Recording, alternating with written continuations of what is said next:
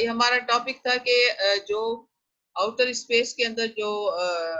Planets हैं या जो मतलब आउटर स्पेस के अंदर सन और मून आते हैं, वहां पर स्टेट की ज्यूरिसडिक्शन की क्या पोजीशन है। ये वैसे हमने जब स्टेट टेरिटरी पढ़ी थी उसके साथ साथ हमने जो है ये आउटर स्पेस की जो हमारी ज्यूरिसडिक्शन है वो हमने डिटेल में डिस्कस की थी। ठीक है, लेकिन ये अलग से भी एक टॉपिक रखा हुआ है इस हफ्ते का, तो ये आज और कल हमारा 2 दिन हमारे पास है, तो ये हम कवर कर लेंगे इंशाल्लाह। तो आज हम स्टार्ट करते हैं। इसमें जो वर्ड यूज किया गया है, जो ट्रिटी है उसके अंदर लिखा हुआ है outer space is the province of all mankind, यानी ये जो आउटर स्पेस के अंदर हमारे पास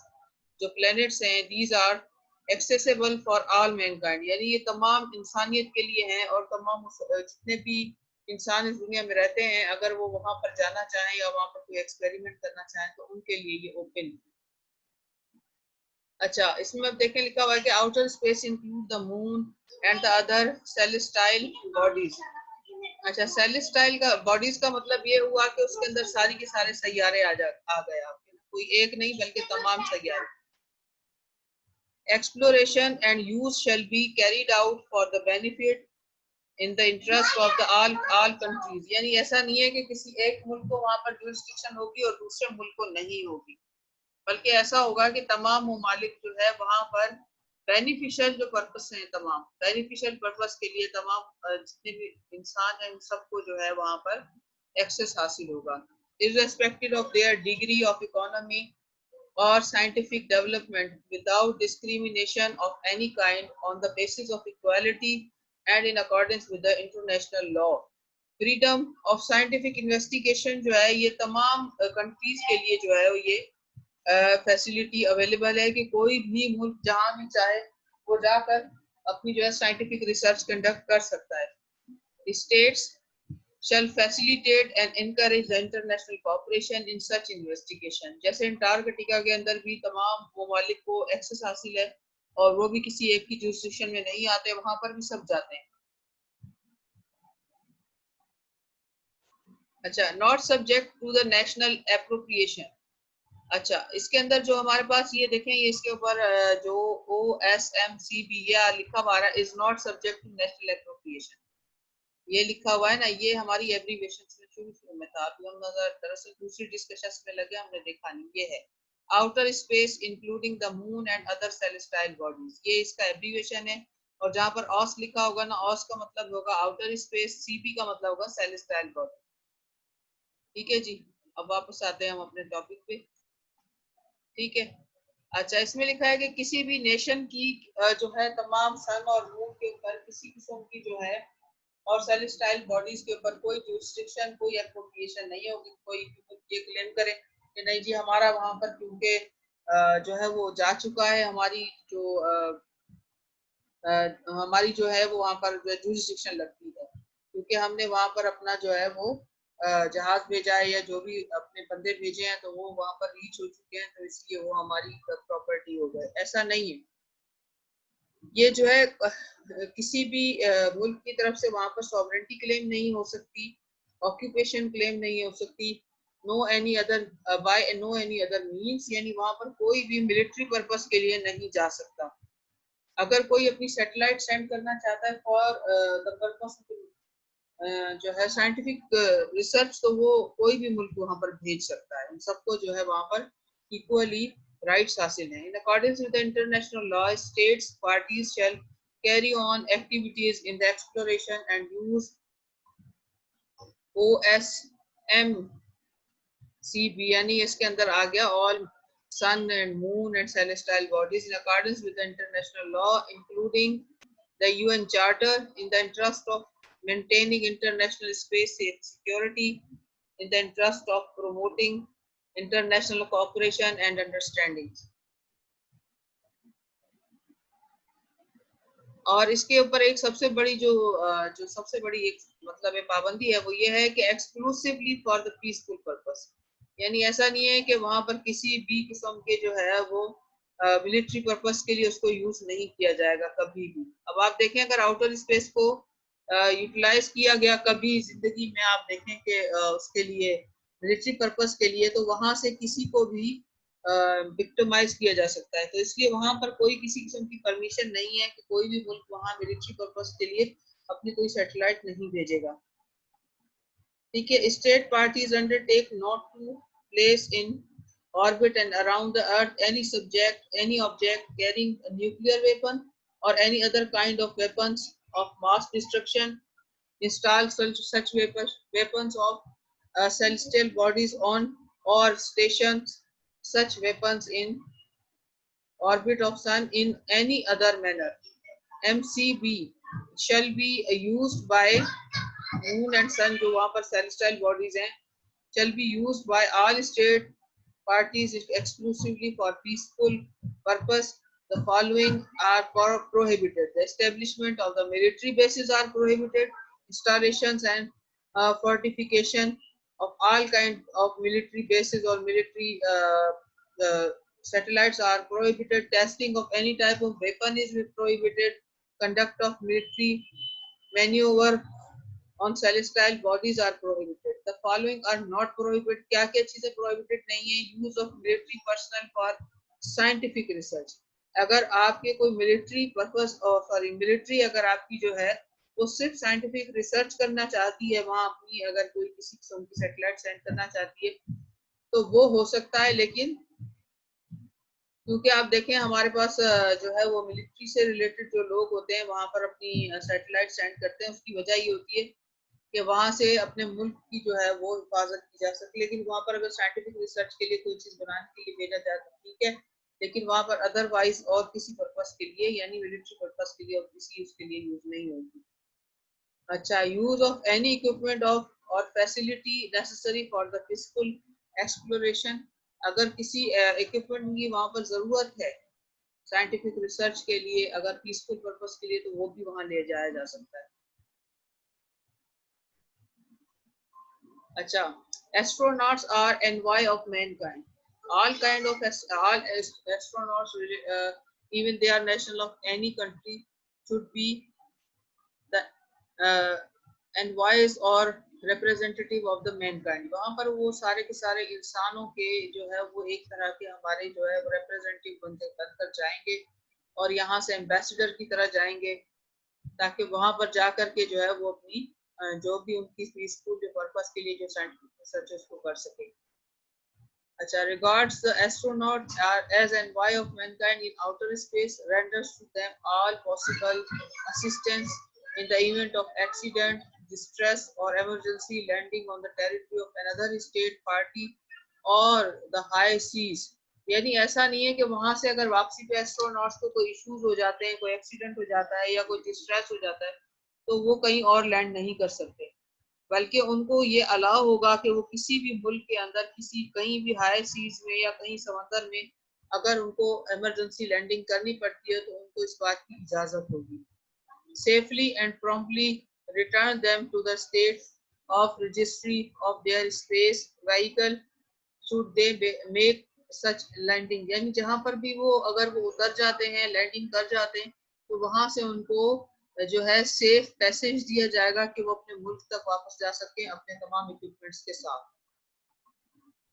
अच्छा, immediately inform other state parties or UN Secretary General of any phenomena they discover in celestial or sun and moon and celestial bodies which could constitute a danger to the life or health of the astronauts. यानी अगर किसी किस्म की कोई वहां पर research के अंदर कोई ऐसी चीज सामने आ जाती है जो कि तमाम एस्ट्रोनॉट के लिए या किसी के ह्यूमन बीइंग के लिए कोई अगर जो है वो नुकसानदेह है, तो जो भी मुल्क वहां पर किसी किस्म की अगर रिसर्च कर रहा है उसको पता चलता है तो उसका काम है कि वो यूनाइटेड नेशंस के सेक्रेटरी जनरल को इन्फॉर्म करें। और ये सारे के सारे जो है ये जो हम रूल्स पढ़ रहे हैं, आप सोचेंगे ये कहाँ से, ये इसका जो है देखें जो स्टार्टिंग के अंदर इसकी इंट्रोडक्शन लिखा हुआ था, ये यहाँ से ये साइन हुई थी ये ट्रीटी 1967 के अंदर, ठीक है, जनवरी 27, ठीक है, is open for the signature at Washington, London and Moscow. ये यहाँ पर ये जो लिखी हुई है ना, ये इस जो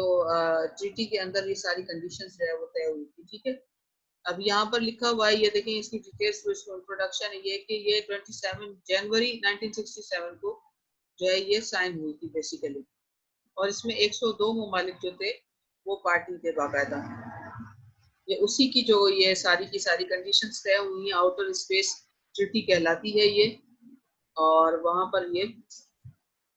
इसी के ऊपर जो है वो आउटर स्पेस के तमाम मैटर्स रिलेट करते हैं।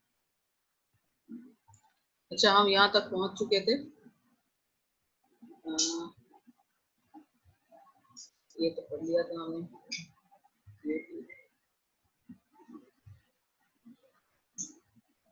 अच्छा, astronaut shall in carrying on activities in outer space and on celestial bodies render all possible assistance to the astronaut of other state parties। यानी अगर मिसाल के तौर पर कोई दूसरी स्टेट के भी वहाँ पर एस्ट्रोनॉट मौजूद है और दो मुख्तलिफ स्टेट से ताल्लुक रखने वाले एस्ट्रोनॉट्स वहाँ पर अगर अपनी जो है रिसर्च कर रहे हैं और वहाँ किसी एक को जरूरत पेश आती है, किसी प्रॉब्लम का वो सामना करता है, तो दूसरी स्टेट से ताल्लुक रखने वाला एस्ट्रोनॉट उसकी हेल्प करेगा, उसकी मदद करने के लिए वो पाबंद होगा वहां पर कानूनी तौर पर। और इंटरनेशनल रेस्पॉन्सिबिलिटीज जो तय की गई थी वो ये थी कि state parties shall bear international responsibility for the national activities in outer space, moon and sun, और क्या लिखा हुआ है कि celestial bodies whether such activities are carried on by governmental agencies or by non-governmental entities। यानी कि वहां पर ऐसा नहीं है कि कोई अगर नॉन गवर्नमेंटल अगर कोई एंटिटी वहां पर कर रही है तो वो पता चला कि इंटरनेशनल लॉ की जो है वो खिलाफ वर्जी करे, ऐसा नहीं होगा। तमाम जितने भी स्टेट्स हैं वो बिल्कुल इंटरनेशनली जो है वो पाबंद होंगे अपने तमाम कवानीन को फॉलो करने के लिए, चाहे उसी गवर्नमेंट की या उसी मुल्क से ताल्लुक रखने वाली कोई अगर एनजीओ भी वहां पर होगी तो उनको भी इंटरनेशनल लॉ की जो है वो पासदारी करनी है। For assuring the national activities are carried out in conformity with the provisions set forth in the present treaty, the activities of non-governmental entities in outer space, um, moon and sun and celestial bodies shall require authorization and continuing the supervision by the appropriate state party to the treaty। अब ऐसा होगा कि अगर वो मुल्क खुद वहाँ की जो है वहाँ का इस ट्रीटी का जो है वो पार्टी है तो ठीक है, वो फिर वहां से अपने मुल्क से जो है परमिशन लेंगे। अगर वो खुद जो जिस मुल्क से ताल्लुक है उस एनजीओ का वो मुल्क पार्टी नहीं है तो उन्हें परमिशन लेनी होगी ऐसे मुल्क से जो कि इस ट्रीटी का पार्टी हो बाकायदा और जो सिग्नेचरी भी हो, ठीक है। When activities are carried on outer space by international organization, responsibility for a compliance with this treaty shall be borne by the international organization and by the state parties to the treaty participating in such organization। जो भी international organisation होगी उनको खुद भी पाबंदी करनी है कवानीन की। अगर वो किसी एक मुल्क से ताल्लुक रखते हैं तो उस मुल्क की जो है वो ये लगे कि उसकी जिम्मेदारी होगी कि वो उसके ऊपर जो है उससे अमल दरामद कराएं। अच्छा, international liability for damage, each state party that launches or procures the launching of an object into outer space। अच्छा, इसके अंदर जो किसी किस्म का भी अगर कोई डैमेज काज होता है आउटर स्पेस में तो हर स्टेट जो भी वहां पर जो भी अपना ऑब्जेक्ट सेंड कर रही है आउटर स्पेस में और जो भी किसी किस्म जो भी टेरिटरी इस्तेमाल हो रही, या तो अगर आपका अपना मुल्क नहीं कर रहा वो तजर्बा आप फैसिलिटेट अगर किसी को कर रहे हैं तो अगर जो आपने ऑब्जेक्ट लॉन्च किया है तो वहां पर अगर कोई किसी किस्म की कोई प्रॉब्लम क्रिएट होती है तो उसकी जिम्मेदारी उस मुल्क के ऊपर होगी जो उसको फैसिलिटेट करने वाला होगा। is internationally liable for the damage to another state party to the treaty or its natural jurisdictional jurisdictional persons। यानी अगर मिसाल के तौर पर हमारे मुल्क के लोग वहाँ मौजूद हैं और किसी और मुल्क के वहाँ पर जो है वो एस्ट्रोनॉट्स आ जाते हैं तो अगर उनकी वजह से हमारे मुल्क के अगर लोगों को कोई नुकसान या हमारी सैटेलाइट को कोई नुकसान पहुंचता है तो उसकी रेस्पॉन्सिबिलिटी उनके ऊपर आएगी। By such objects or its components part on the earth in air space और इन आउटर स्पेस, यानी अगर उनका जो भेजा हुआ ऑब्जेक्ट है वहां पर अगर वो ब्लास्ट होता है, टूटता फूटता है, उसके पीसेस वगैरह अगर जमीन पर आते हैं या एयर के अंदर ही वहां पर आउटर स्पेस में भी किसी किस्म का कोई डैमेज काज करते हैं किसी दूसरे मुल्क की सैटेलाइट को, तो उसकी भी रेस्पॉन्सिबिलिटी उस स्टेट के ऊपर होगी जिस स्टेट से उसका ताल्लुक होगा। अच्छा, अभी हम यहाँ पर ही स्टॉप करते हैं, कल इंशाल्लाह हमारा ये मुकम्मल हो जाएगा। अब थोड़ा सा ही बचाइए अपना टॉपिक जो, ठीक है। अच्छा भाई, आप ओके अटेंडेंस ले मैम। लें। अब देखो ना भाई, 18 लोग हैं सारे पार्टिसिपेंट्स हमारे पास। अब सब लोग कहते तो हैं कि भाई हमारी अटेंडेंस कम है, शॉर्ट है, फला है। अब आप देखें ना, क्लास में मेरी नजर होती है कि टोटल स्टूडेंट्स कम है, हालांकि राशिद कोशिश करता है कि सबको जो है अकोमोडेट करे। बाकी मैंने अली इमरान शाह की बात इसलिए सुनी है कि आई पर्सनली नोटेड डाउन कि वो बिल्कुल रेगुलर रहता है और क्लास जो है वो अपनी कोई भी मिस करता नहीं है, जैसे करतार है ये भी नहीं करता है। और अभी आजकल जब से हमारी जो क्लासेस ऑनलाइन हो रही है तो ये मोमिना भी बहुत ज्यादा रेगुलर आ रही हैं। और हमारे पास जैसे जो भी स्टूडेंट्स मतलब रेगुलर होते हैं, कुछ उनके ऊपर तो बिल्कुल जो है वो नजर होती है। लेकिन आप देखें ना, अब अगर आज राशिद किसी की नहीं लगाता, जो नहीं है बंदा, तो फिर वो बंदा आ जाएगा। अब मुझे मिलाकर 18 है, वैसे तो ओवरऑल 17 है ना। अब क्या करें? अब इस तरह से तो क्या होगा फिर, आप मुझे बताएं। ये तो बड़ी मुश्किल बात है मेरे लिए भी कि मैं आप लोगों को इस हद तक अकोमोडेट करूं। बाकी ये कि फॉर्म्स रिजेक्ट आपके नहीं होंगे अगर आपकी परसेंटेज 60 भी है, 65 भी है। 65 के ऊपर तो एलएलबी वालों के भी जाते हैं। अच्छा, मेरी बैटरी जो है वो डाउन हो रही है, तो उसकी लैपटॉप की, और हमारा जो है वो टाइम भी एंड हो रहा है, तो आप